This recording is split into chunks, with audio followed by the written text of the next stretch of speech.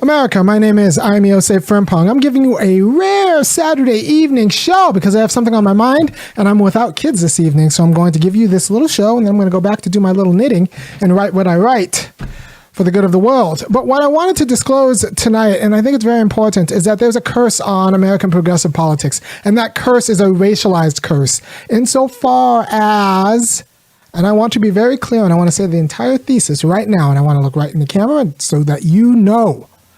Until you make black communities and black people whole as full Americans, as full democratic participants, then our vulnerability as a community will be weaponized against progressive politics.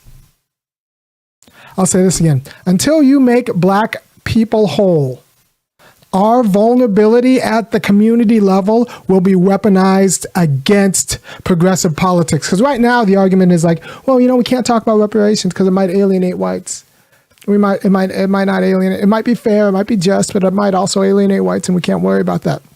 And I'm telling you, until you make black people whole, and that's going to come through reparations, until you make them whole, then their vulnerability will be used to frustrate and torpedo any serious progressive movement. Right? Why do you think Jim Clyburn, one man who's not particularly persuasive or charismatic or whatever, can run all of South Carolina? It's because there isn't an intermediary black working class infrastructure to actually fight him. There isn't. And so Jim Clyburn's run by white liberals.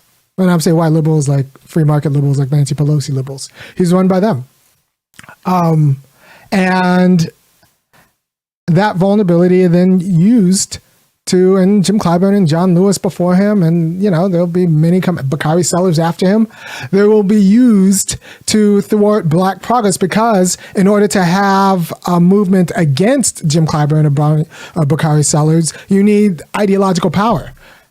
Like we don't control or distribute any of the ideas. We don't even control and distribute any of the ideas in our schools. White teachers distribute them, and textbook companies that do not have black editors, free black editors, control the curriculum. So we do not have ideological control, and when you don't have ideological control, that vulnerability is used to frustrate progressive politics. So the curse of American politics is until black people are made whole, there will be no real racial politics. And actually, gender politics will actually be in the regressive because who? White nationalists, who's going to be a problem for gender politics? It's going to be the whites. It's not going to, if working class black people were in charge of these legislatures in the United States, then, we're a pro-choice demographic. Culturally, we're pro-life. We're not big fans of abortion, but we're not also about using the law to force women to do things that they don't want to do. That's not our thing. That's something that white people do. That's colonialism. That's white Christianity. Black people might be Christians, but we'll use the law to make you keep a baby type of Christians, unless white people pay us to say that, like a lot of money. But left to our own devices, that's not where we are. So if you want progressive politics in the United States, then you need to fight for reparations first. Because until black people are made whole, until black people have some sort of assets, until they have the economic conditions, the economic independence for real political independence and political ideological production, then our votes are going to be captured, that our vulnerability is going to be weaponized against us. You see this a little bit in the labor movement. If you look at the history of the labor movement, where so many black people were used as scabs for white organized labor, because when you're desperate, you need to take any job available. Once we get a little bit of money, we can organize with you as equals. But until that, we have to take any job available, right? So if you want progressive policies across the nation, you're going to have to make black people whole. And you need to advocate for that first. Because if you don't advocate for that first, the people against progressive policies are going to take advantage of the vulnerability of black communities in order to frustrate progressive policies. Right? So, and people will say that, well, There are black officials and stuff, but those black officials are put there because they're picked by white people. I mean, Stacey Abrams running in Georgia was picked by white. She endorsed Bloomberg, right? So I don't know how revolutionary you think she is. She's just, the lady version of Obama. And that might be where you're at. First of all, and you have to understand that white liberals like the fact that we're vulnerable also, because we don't talk back. I know white liberals and white Democrats are in a big pickle, right? Because unless you empower us, the white conservatives are going to take away abortion rights and all these other things that white liberals like.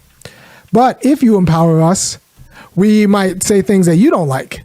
We might talk back, and you're not used to. America doesn't know what it looks like when not just me, but a cool million people. I'm not particularly anything.